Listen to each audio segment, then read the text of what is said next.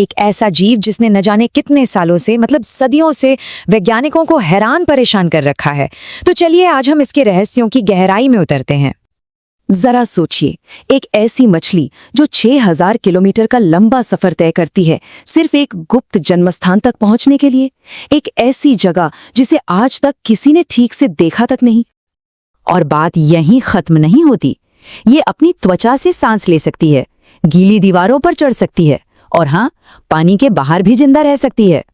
और फिर अपना ये लंबा सफर पूरा करने के बाद ये हमेशा के लिए गायब हो जाती है। नहीं, ये कोई कहानी नहीं है, ये हकीकत है। ये है ईल, कुदरत की सबसे बड़ी और उलझी हुई जैविक पहेलियों में से एक ऐसा रहस्य जो बायोलॉजी के बारे में हमारी सारी समझ को चुनौती देता है। तो सबसे पहले आइए ये समझते हैं कि ईल इतनी विरोधाभासों से भरी क्यों है। आखिर इसमें ऐसा क्या है जिसने वैज्ञानिकों को सदियों तक इतना उलझाए रखा।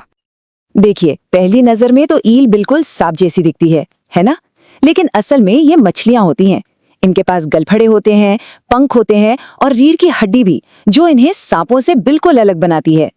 लेकिन जो बात ईल्स को सच में असाधारण बनाती है वो ये है कि ये सिर्फ बढ़ती नहीं है, ये तो अपना पूरा का पूरा रूप ही बदल लेती हैं। ऐसा लगता है मानो ये एक नहीं बल्कि कई अलग अलग जिंदगियां जी रही हों। इसका जीवन चक्र 4 बिल्कुल अलग अलग पड़ावों से गुजरता है। सबसे पहले एक पत्ती की तरह दिखने वाला पारदर्शी लार्वा, फिर ये कांच की तरह दिखने वाली ग्लास ईल बन जाती है। इसके बाद दशकों तक ये येलो ईल के रूप में जीती है और आखिर में सिल्वर ईल बनकर अपनी अंतिम यात्रा पर निकल पड़ती है। और कमाल की बात तो ये है कि ये जमीन पर भी चल सकती हैं। हाँ बिल्कुल, इनकी त्वचा सीधे हवा से ऑक्सीजन सोख लेती है। शरीर पर एक चिपचिपी परत होती है जो इन्हें सूखने से बचाती है और इनकी मजबूत मांसपेशियां इन्हें जमीन पर रेंगने में मदद करती हैं। है ना अद्भुत? अच्छा, ये सब तो ठीक है, लेकिन इन सारी अजीब बातों के बीच एक सवाल ऐसा था जिसने 2000 सालों तक इंसानों को परेशान कर रखा था कि आखिर ये ईल आती कहाँ से हैं, इनका जन्म होता कहाँ है। ये पहेली सदियों तक अनसुलझी रही। सोचिए, प्राचीन ग्रीस के महान दार्शनिक अरस्तु से लेकर 19वीं सदी के बड़े बड़े वैज्ञानिकों तक कोई भी ये पता नहीं लगा पाया कि ईल प्रजनन कैसे करती हैं। कभी किसी ने ईल को अंडे देते हुए देखा ही नहीं। आखिरकार साल 1922 में जाकर ये गुत्थी सुलझी और वो जगह थी सरगैसो सागर।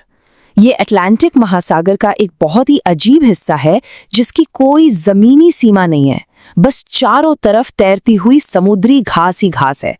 यकीन मानिए, दुनिया की सारी ईल सिर्फ और सिर्फ यहीं जन्म लेती हैं। इस अनोखे जीवन चक्र का एक वैज्ञानिक नाम भी है, कैटाड्रोमस माइग्रेशन।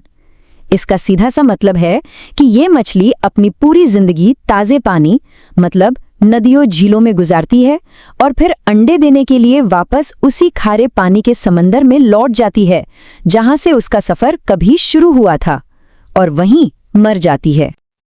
पर रुकिए, ईल के रहस्य यहीं खत्म नहीं होते।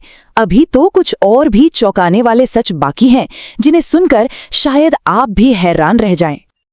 अच्छा, इलेक्ट्रिक ईल के बारे में तो हम सबने सुना है ना, जो बिजली के झटके देती है। पर क्या आप जानते हैं कि इलेक्ट्रिक ईल असल में कोई ईल है ही नहीं, ये एक बहुरूपिया है। जी हाँ, असली ईल और जिसे हम इलेक्ट्रिक ईल कहते हैं वो मछलियों के 2 बिल्कुल अलग अलग समूह से आते हैं। उनका ऑर्डर तक अलग है। नाम के अलावा उनमें कोई भी नजदीकी रिश्ता नहीं है।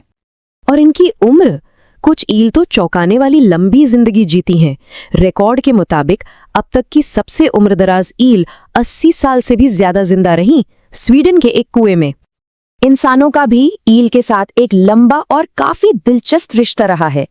जापान से लेकर यूरोप तक इसे एक बहुत ही स्वादिष्ट व्यंजन माना जाता है। ये ओमेगा 3 और विटामिन से भी भरपूर होती है। लेकिन हाँ, एक बात का ध्यान रखना बेहद जरूरी है। ईल का खून कच्चा होने पर जहरीला होता है, तो इसे हमेशा अच्छी तरह पकाकर ही खाना चाहिए। लेकिन इस असाधारण जीव की कहानी का अंत शायद दुखद हो। ये अद्भुत पहेली अब हमारी आंखों के सामने से ही गायब हो रही है। हकीकत बहुत गंभीर है। यूरोपियन ईल की आबादी में 90% से भी ज्यादा की गिरावट आ चुकी है। ये विलुप्त होने की कगार पर पहुंच गई हैं। और इसकी वजह हम इंसान ही हैं। नदियों पर बने बांध उनका रास्ता रोक देते हैं। छोटी छोटी ग्लास ईल का जरूरत से ज्यादा शिकार किया जाता है। और जल प्रदूषण के साथ साथ जलवायु परिवर्तन उनके अस्तित्व के लिए सबसे बड़े खतरों में से एक बन गया है। अब सवाल ये है कि इससे हमें क्या फर्क पड़ता है? फर्क पड़ता है क्योंकि ईल एक कीस्टोन प्रजाति है। इसका मतलब यह है कि अगर ये गायब हो गई तो ताजे पानी का पूरा इकोसिस्टम मतलब पूरा पारिस्थितिकी तंत्र तबाह हो सकता है। ईल ये जीव विज्ञान के हर नियम को चुनौती देती है। ये असंभव को संभव कर दिखाती है। एक से ज्यादा जिंदगियां जीती है और एक ऐसी रहस्यमयी जगह पर जन्म लेती है जहां पहुंचना आज भी लगभग नामुमकिन है। ईल की ये कहानी हमें सोचने पर मजबूर करती है। अगर एक ऐसा असाधारण जीव हमारी ही दुनिया में मौजूद हो सकता है तो जरा सोचिए, हमारी प्रकृति ने अपनी गोद में और न जाने कितने गहरे रहस्य हमारी नजरों से छिपा रखे होंगे।